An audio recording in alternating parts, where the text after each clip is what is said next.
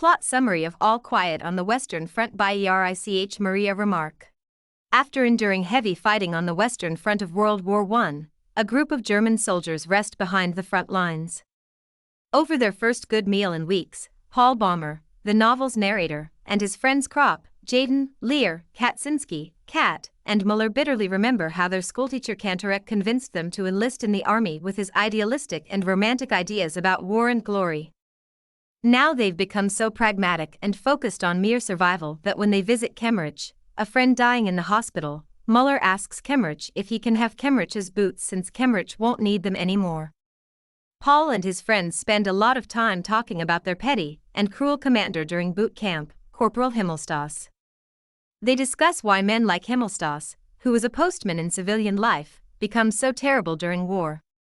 Kat suggests that the military offers men an outlet for their animalistic impulses. When Himmelstoss is called up to join Paul's company, Paul remembers how he and his friends ambushed and beat Himmelstoss on the last day of boot camp. The German army sends Paul's company back to the front to set up barbed wire. After finishing the job under heavy fire, the company is attacked and forced to take cover in a cemetery. The shelling throws coffins into the air. Dead bodies mix with the bodies of the living and dying. Paul and his friends survive, though many don't. Back at camp, the men discuss what they would do after the war. It's soon apparent that the younger soldiers in the group, such as Paul, can't come up with anything. Their lives have been defined by war. Paul thinks of them as lost. A new French offensive begins. The men shelter in a cramped bunker, and the constant French shelling drives some recent reinforcements insane. Himmelstoss, for one, cowers in a bunker pretending to be injured. Paul beats him until an officer orders them both to join a charge against enemy lines. The Germans eventually repel the French attack and make a counterattack of their own before retreating to their original lines. Only 32 of the 150 men in Paul's company survive the battle, and the company is brought off the front line to a depot to reorganize. While there, Paul, Albert and Lear meet 3 French women who are excited to sleep with soldiers. Soon after, Paul receives enough leave to visit his hometown, where he finds that his mother is suffering from cancer, and that the townspeople, including his father, are supportive of the war and know nothing of its horrific nature. The townspeople's ignorant patriotism annoys Paul, but also makes him feel distant, as if he's lost his home. When his leave is up, Paul is sent to a camp on the moors for further training.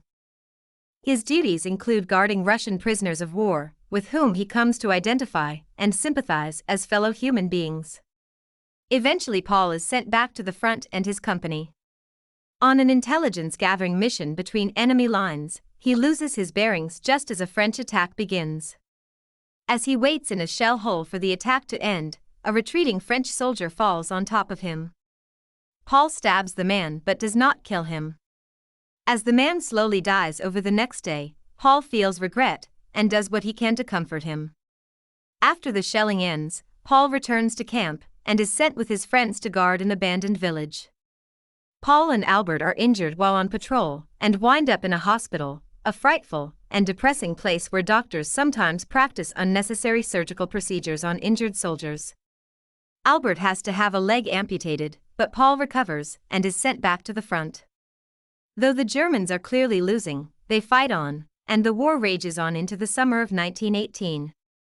Many new recruits go crazy. A soldier named Deterring deserts and is captured. Muller, Lear, and Kat are killed. In October of 1918, 1 month before the long-awaited armistice is finally agreed to, Paul is killed on a day of otherwise quiet on the Western Front. The expression on the face of his dead body is calm, as though he were relieved to be dead.